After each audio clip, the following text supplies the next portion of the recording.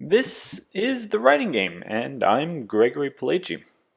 One of the purposes of the writing game from the very beginning has been to look at other mediums and what we can learn from them when making video games. Film is most often the medium games are compared to, and draw other forms of criticism and vernacular from. But that's not where I want to start. TV, or more accurately, a particular genre of TV, is the best place to approach video games from for this video, for this podcast. And that genre is soap operas.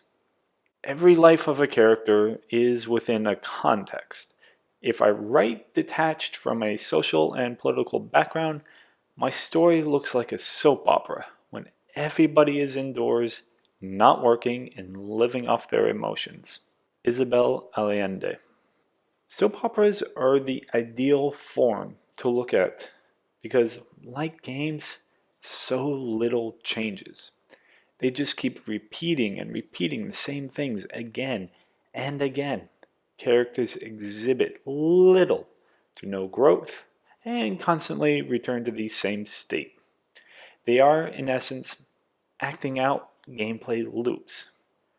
This holds true for soap operas from South Korea, Turkey, Germany, Mexico, the UK, and the US. It's even true for any superhero show as they go through the same antics time and again. The Berlantiverse, aka the Arrowverse, which includes Arrow, The Flash, Legends of Tomorrow, Supergirl, and Black Lightning, is not above such measures. The fact is, these shows are soap operas, with people wearing an awful lot of leather and wielding weapons. This is not me putting those shows down. I watch all of them, given the opportunity. Something that's in short supply of late, so regardless of your preferences for interpersonal drama, having capes, or doctor scrubs, we can still learn a lot from these types of shows. Just because you may not like something doesn't mean there isn't something to learn from it, especially if it's successful. When it comes to creating art, those lessons can be about production methods and methodologies, philosophies, practicalities, as well as marketing. Soap operas are admirable for their ability to turn around content. That's not even considering their popularity, variability, and teamwork requirements. Their ability to reach wide audiences is something to be envious of as well. Relationships are the basis of soap operas. The drama, or more accurately, the melodrama, occurs between people with opposing goals, methods, or purposes. Soap operas rely on melodrama more often than drama because, in being overwrought, sensational, or exaggerated, it guarantees the audience understands the emotions and motivations of the characters. Compare that to a show like Mad Men, which is squarely a drama, and one that can have long, drawn out story arcs. The rage and disquiet of Don Draper is something the character works hard to control and bury. We only see the rolling vat of emotions underneath his calm exterior when he's been drinking or the world has fallen apart around him. Mad Men as a show wasn't for everyone because the motivations, emotions, and storylines weren't immediately apparent nor swiftly resolved. As a production, it showed that the traditional television storytelling methods weren't all that's possible. But while it had critical acclaim and a sizable audience, it was never something with as wide a market as soap operas or their modern day equivalent, reality TV. The use of melodrama is seen in other genres as well, especially anime and manga. So much so that many of the tropes of those genres are connected tropes of melodrama. Just think of the overexpressiveness, the wild swings in emotion, or the overwrought acting. Whether it's on the page or on the screen, anime and manga are soap operas played out in fantastic universes. So, What is there to learn from soap opera's use of melodrama? Well, the old adage of show, don't tell seems very apt at this point, because that's largely what they're doing in these cases. Characters are emoting in such an exaggerated manner that the audience is able to determine their current state and motivations. It leaves little to infer and thus confuse the audience. Of course, there are plenty of times when a character is being melodramatic while monologuing about their motivations and goals, but that tends to be something tied to anime and manga more than mainstream soap operas. Games, especially ones geared towards a broad audience, aren't generally going to be the place for nuanced narrative. Of course, as writers, we want those to be the very times we tell our greatest stories as we try to reach the largest audience. So it becomes a matter of balancing the message of your work with how accessible it is. Soap operas are content production machines. Some shows release a new episode 3 or 4 times a week, like EastEnders on the BBC. To do that and keep things going, they rely on a very basic technique when it comes to plotting. For every 2 plots the writers introduce, they resolve one. In this case, plot and storyline, not necessarily character arc, are interchangeable. It's not a hard and fast rule that it's 2 new plots or problems, but generally there are more issues facing characters in soap operas than there are resolutions. Some of these plots or problems are progressive complications, the escalating degrees of conflict that face the protagonist, as Sean Coyne writes in The Story Grid, what good editors know. Others are entirely new plot lines and may or may not involve a particular character. Soap operas accomplish this because they are ensemble works. There's no singular protagonist. Sure, there may be a character positioned as a villain, antagonist, or heel to another's protagonist, but at some point the writers will make them the focus of their own storyline and show how they're someone to be empathized with. They'll be the hero of their own story. Superhero soap operas, like those of the Arrowverse, provide those progressive complications or new plot lines in a number of ways. One is through the introduction of new characters, oftentimes villains, sometimes heroes. And two, through the increasing power of enemies. Take John Diggle, for example. He's a special forces trained soldier, yet continues to get his ass handed to him by so-called superheroes. And this is in the first season, so at this point there really are no spoilers. And those superheroes don't even have superpowers. He may be able to overcome some basic street level thugs, but he gets beaten by people who ostensibly haven't had the same level of training or experience as him. Arrow, as a show, continually says the latest edition, whether villain or otherwise, is the most powerful being. It's a progressive complication that always requires Team Arrow to pull together to overcome and succeed. Until that point, it's failure and sometimes even loss. In game terms, there's a couple of takeaways. And these may really only apply to live games like Destiny 2, Anthem, and The Division, MMOs like World of Warcraft and Neverwinter, or their mobile equivalents. Namely, to keep things going, you need progressive complications. This can come as either failure to succeed at a particular mission, battle, or quest, or through the addition of new plots.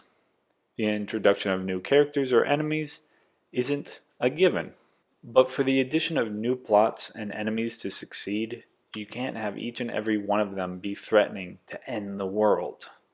Having everything on the line in that manner means nothing is on the line. The audience becomes so numb to any drama presented by the situation that it becomes ineffectual to say, if we don't do X, the world will die. Rather, the character's world needs to be at risk. And they need to have what they hold dear to them And it's not just their lives, be their stake in the story. Without something personal, it's hard to get invested in a character. Take John Wick, for example. That's a movie about a man whose world has ended, and he's fighting to restore it. John Wick Chapter 2 is about him trying to prevent the collapse of his world. Not the world, mind you, just the world around John Wick. But more on that in a future episode. Back to soap operas and what we can learn from them. For games, enemies are an easy thing to introduce, and more powerful enemies aren't that much of a challenge. Compelling ones are another matter. Again, that's something to cover in a future episode. So, for now, let's concern ourselves only with the lessons we can learn from plotting and producing soap operas. In terms of stories, you may need a larger cast of characters. Having a single person as a protagonist can limit the scope of your game. In terms of stories, you may need a larger cast of characters. Having a single person as a protagonist can limit the scope of your game. And that's not to say there isn't a large cast, per se, with lots of NPCs, like The Witcher 3. Rather, an ensemble similar to Brooklyn Nine-Nine. Brooklyn Nine-Nine has a sizable cast, any of who can take the lead in a given episode or plot.